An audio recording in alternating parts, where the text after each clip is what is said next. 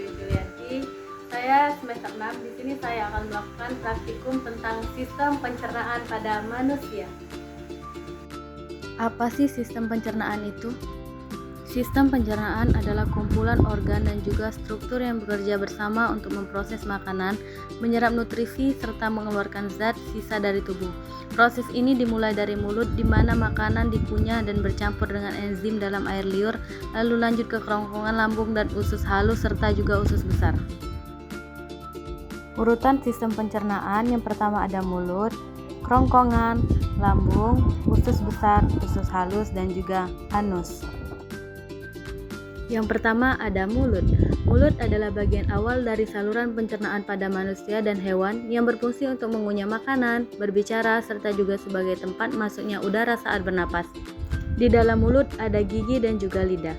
Fungsi gigi, struktur keras dalam mulut yang digunakan untuk memotong, mencabik, dan mengunyah makanan. Dan lidah, organ otot yang fleksibel berperan dalam mengecap rasa, membantu mengunyah dan menelan makanan. Berikutnya ada kerongkongan. Kerongkongan adalah sebuah bagian dari saluran pencernaan yang berbentuk tabung panjang dan berfungsi sebagai penghubung antara organ farming, tenggorokan, dan lambung. Kerongkongan terdiri dari otot rangka di bagian atas dan otot polos di bawah untuk mendukung gerakan peristaltik. Yang ketiga ada lambung. Lambung adalah organ berbentuk kantung yang merupakan bagian dari sistem pencernaan manusia. Lambung berfungsi sebagai tempat mencerna makanan secara mekanik dan juga secara kimiawi. Di dalam lambung terdiri dari pundus dan pilorus.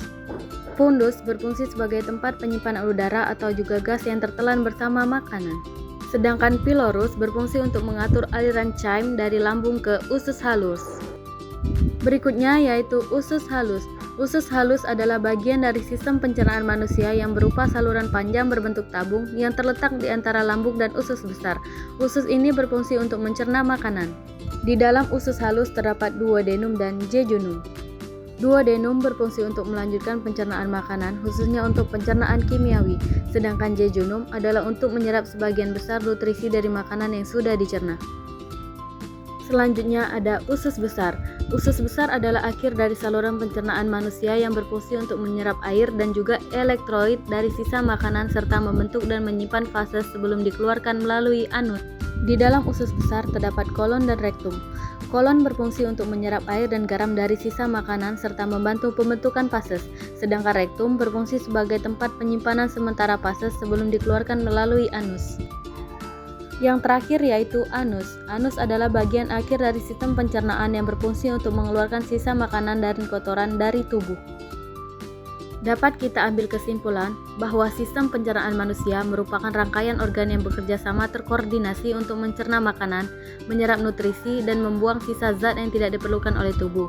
Proses ini dimulai dari mulut, dilanjutkan ke kerongkongan, lambung, usus halus, usus besar, hingga anus dengan bantuan enzim dan cairan pencernaan. Baiklah teman-teman, itulah tadi penjelasan dari saya tentang sistem pencernaan manusia. Bye-bye. Thanks for watching.